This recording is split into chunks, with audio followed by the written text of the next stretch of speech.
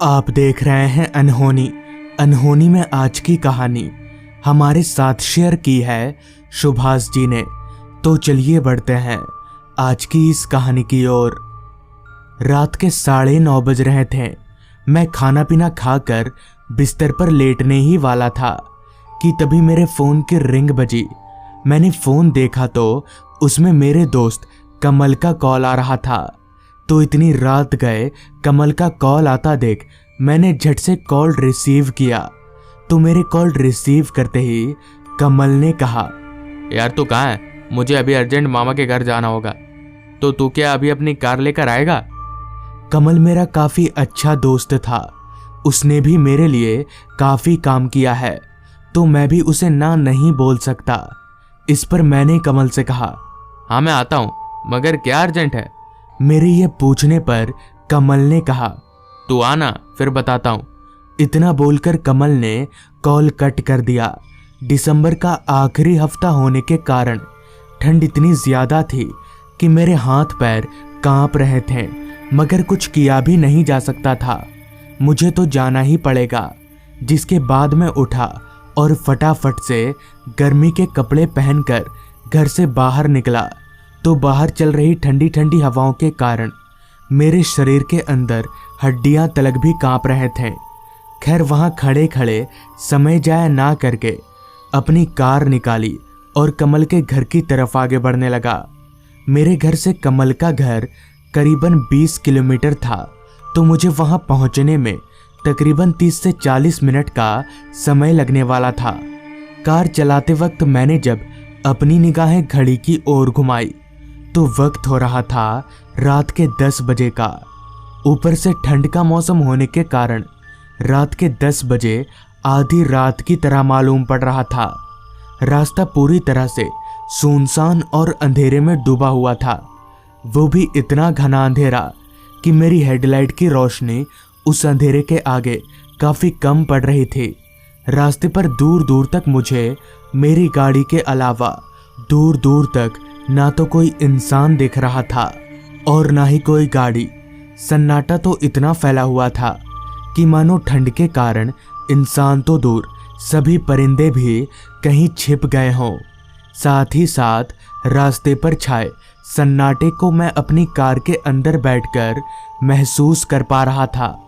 कमल के घर जाने में मुझे एक अलग रास्ता लेना पड़ता है, जिस रास्ते के दोनों ओर घने जंगल ही जंगल थे।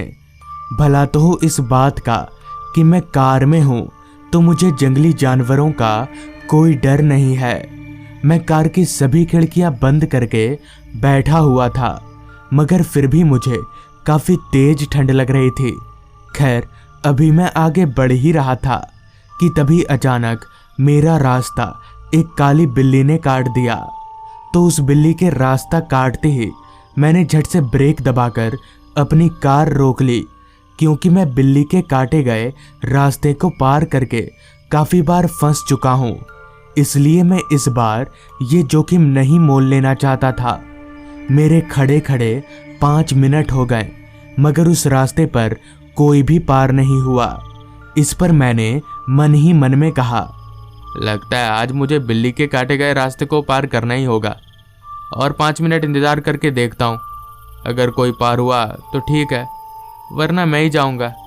इतना बोलकर मैं 5 मिनट इंतजार करने लगा, मगर और 5 मिनट भी इंतजार करने का कोई फायदा नहीं हुआ, क्योंकि 5 मिनट के बाद भी उस रास्ते से कोई पार नहीं हुआ। जिसके बाद मैं अपनी किस्मत को कोसता हुआ आगे बढ़ने लगा। कुछ देर कार चलाने के बाद मैं उस रास्ते पर पहुंचा, जिसके दोनों ओर घने जंगल थे। वो रास्ता पहले वाले रास्ते से भी ज्यादा वीरान था। ऊपर से अंधेरा भी इतना फैला हुआ था कि मुझे कार चलाने में काफी परेशानियों का सामना करना पड़ रहा था। साथ ही साथ आ रही रात कीड़ों की आवाजें उस रास्ते को और भी ज्यादा सुनसान बना रही थी। रास्ते के किनारे घना जंगल होने के कारण चांद की हल्की रोशनी भी रास्ते तक नहीं पहुंच पा रही थी। खैर अभी मैं आगे बढ़ ही रहा था कि तभी मेरी नजर रास्ते के किनारे खड़े एक आदमी पर गई जो हाथ दिखाकर मुझे कार रोकने का इशारा कर रहा था। उस आदमी को देखकर मुझे लगा कि शायद इस आदमी को कोई काम होगा। ये सोचकर मैंने अपनी कार को उस आदमी के पास रोका और उस आदमी से कहा, क्या बात है भाई साहब? मेरे ये पूछने पर उस आदमी ने कहा, वो भाई साहब, मुझे आगे अस्पताल जाना है, तो क्या आप मुझे वहां तक छोड़ देंगे? इस पर मैंने उस आदमी से कहा, हाँ हाँ, क्यों नहीं, आप बैठो। मेरे इतना बोलते ही वो आदमी कार का दरवाज़ा खोलकर मेरी बगल वाली सीट पर चढ़कर बैठ गया। तो उसके बैठते ही मैंने भी कार भगाना शुरू कर दिया। कार चलाते वक्त मेरे जहन में एक सवाल आया कि मैं काफ़ी दिनों से इस रास्ते पर आना जाना कर रहा हूँ, मगर यहाँ तो कोई अस्पताल नहीं दिखा। तो ये आदमी किस अस्पताल की बात कर रहा है? इस सवाल को मैं ज़्यादा देर तक अपने जहन में रख नहीं सका। इस पर मैंने उस आदमी से कहा, भाई साहब, यहाँ पर तो कोई अस्पताल नहीं है। मेरी ये पूछने पर उस आदमी ने बताया, आगे थोड़ी दूरी पर एक अस्पताल है। जिसके बाद और कुछ ना बोलकर मैं कार चलाने लगा। काफ़ी देर कार चलाने के बाद उस आदमी ने कहा, भाई साहब, कार रोकिए, अस्पताल आ गया।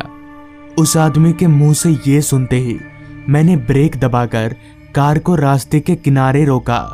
रास्ते के किनारे दूर दूर तक मुझे ना तो कोई अस्पताल दिख रहा था और ना ही कोई घर। तो आखिर वो आदमी किस अस्पताल की बात कर रहा है? खैर, जो भी हो, मेरे कार रोकते ही वो आदमी कार से उतरकर चलता बना। जिसके बाद मैं भी कार स्टार्ट करके आगे की तरफ चलता बना। अभी मैं आगे बढ़ ही रहा था कि तभी मेरी नज़र मेरे बगल वाली सीट पर गई। तो मैंने देखा कि बगल वाले सीट पर एक थैला रखा हुआ है और वो थैला उसी आदमी का था, जिस पर मैंने अपने मन ही मन में कहा, मुझे ये थैला उस आदमी को देकर आना चाहिए, हो सकता है इसमें उसकी कोई ज़रूरी चीज़ें हों। इतना सोचकर मैंने वापस से कार रोका और थैला लेकर उस आदमी की तरफ चलता बना। कुछ कदम उस आदमी के पीछे पीछे चलने के बाद मैंने देखा कि वो आदमी एक पेड़ के नीचे बैठा हुआ है। उस आदमी को पेड़ के नीचे बैठा देख मैं काफ़ी हैरान हुआ कि ये आदमी तो बोल रहा था कि इसे अस्पताल जाना है, तो फिर ये पेड़ के नीचे बैठकर क्या कर रहा है? खैर, मैं चलकर उस आदमी के पास गया। वो आदमी अपने सर को नीचे झुकाकर बैठा हुआ था। इस पर मैंने उस आदमी से कहा, भाई साहब, आपका थैला छूट गया था कार में। मेरे इतना बोलते ही उस आदमी ने अपने चेहरे को उठाया तो उसका चेहरा देखकर मेरे पैरों तले की ज़मीन निकल गई और मेरे हाथ पैर फूलने लगे, क्योंकि उस आदमी का चेहरा पूरी तरह से कुचला हुआ था और उसकी आंखें बाहर लटक रही थी। ये देखकर मैं समझ गया कि वो आदमी कोई इंसान नहीं है बल्कि एक भूत है। इससे पहले कि वो भूत मुझे मार डाले, मैंने थैला वहीं फेंक कर दौड़ लगा दी। भागता हुआ मैं अपनी कार में पहुंचा और कार स्टार्ट करके सीधे वहां से चलता बना। बाद में मुझे कहीं से पता चला कि आज से कुछ दिनों पहले उस आदमी का उस रास्ते पर एक्सीडेंट हो गया था, मगर एक्सीडेंट के बाद भी वो काफ़ी देर तक जिंदा था। लेकिन ना तो किसी ने उसकी मदद की और ना ही कोई उसे हॉस्पिटल ले गया, जिस कारण उसकी वहीं पर तड़प तड़प कर मौत हो गई। तब से उसी की आत्मा वहीं भटकती है और लोगों से अस्पताल तक का लिफ्ट मांगती है। अगर कोई लिफ्ट दे दे तो ठीक, मगर अगर कोई लिफ्ट ना दे तो उसकी मौत पक्की है। तो दोस्तों, ये थी आज की कहानी। अगर आपको ये कहानी पसंद आई हो तो चैनल को ज़रूर सब्सक्राइब कर लें। तो मैं आपका दोस्त आर्यन जल्द ही मिलूंगा आपसे ऐसी ही एक कहानी के साथ।